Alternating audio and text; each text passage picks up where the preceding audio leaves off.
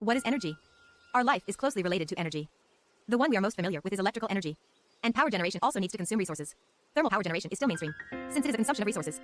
Then the Earth's resources may be exhausted. Why am I talking about this? Because the game Tower of Fantasy's topic revolves around energy. The whole game is showing us the two sides of energy. Omnium energy as a new kind of energy. It's powerful. But at the same time, it also has a lot of disadvantages. Why does Hycros know the disadvantages of Omnium energy, but insist on using the Omnium energy? Not just because the Omnium energy is very strong. In addition, planet Aida's resources are very scarce. Is it not possible to generate electricity by nuclear power? But have you ever thought about? Without specific chemical element, how are you going to generate electricity? Planet Aida is such a planet. It's different from the Earth. Planet Aida is actually a planet with few resources. There are two answers. One is that planet Aida itself does not have these resources. All it contains is Omnium energy. Another answer is that Aida's resources have been depleted by ancient civilizations. In the end, the ancient civilization used Omnium energy. There were oil wells and wind power in the game. Solar power. But all these can only meet the basic needs. Once stronger action is needed. Omnium energy is still the first choice. Human beings' attitude towards the Omnium energy has always been painful and happy. Although the calamity almost destroyed planet Aida.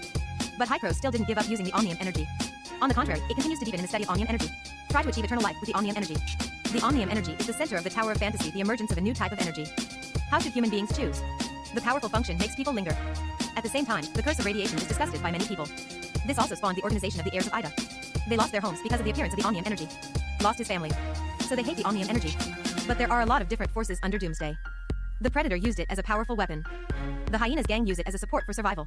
If you want to survive in the apocalypse, you can't make it without some strength. Although mankind has built many shelters after the calamity. But few survived in the end. In this environment, there are some unique forces. Dr. Claro, because of her disappointment in Hycros, she lived alone on Moby Dick Island. Continued to study the Omnium energy. At the same time, she will also take some private jobs. Mr. Kim took the opportunity to take down the mine. Show the evil and ugly face of the capitalists. What black and white? For him, he only has eyes for profit. These are the world outlook structures of the Tower of Fantasy. As a Doomsday Wasteland light science fiction theme. The world of Tower of Fantasy is not right. On the contrary, very dark. NPC's experience is full of pain and despair. The disadvantage of the Omnium energy has become a problem. But there is no guarantee of survival under Doomsday. People without shelter can easily expose the dead in the wilderness. People who are sheltered still face the threat of attacks by predators, Hyenas gang, and mutants. In this context, the minds of many people have been distorted. But no matter how dark the world is, there will always be light. Hycros, the heirs of Aida and the Third Force are all looking for a way out. Hycros is a proponent of the Omnium energy. They are vainly trying to control Omnium energy. Although the heirs of Aida wants to destroy the Omnium energy. But at the same time, he's also an advocate of mechanical transformation. Is life too shallow if it only adheres to form? The Third Force is to survive in the gap. They are willing to use the Omnium energy, but at the same time don't want to have side effects. Such a gap is outrageous. Based on these contradictions, the brilliant plot of Planet Aida was born. From the perspective of time span, the story of Planet Aida is not only the story of the Earth colonists. It is also to explore why the ancient civilization disappeared. From the perspective of spatial dimension, the Tower of Fantasy is not just about what happened on land. The impact of the calamity also spread to the sea and the sky.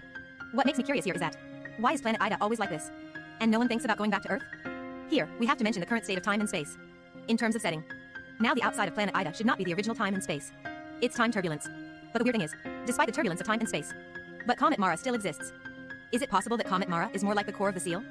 Broke the seal. It is possible to bring Planet Aida back to the original time and space. But this may have to wait until all the continents have been explored. These are just Ashai's set descriptions. Vera, on the other hand, has a more wonderful worldview. That's all for this issue. Follow Xiaofeng and take you to experience a different Tower of Fantasy.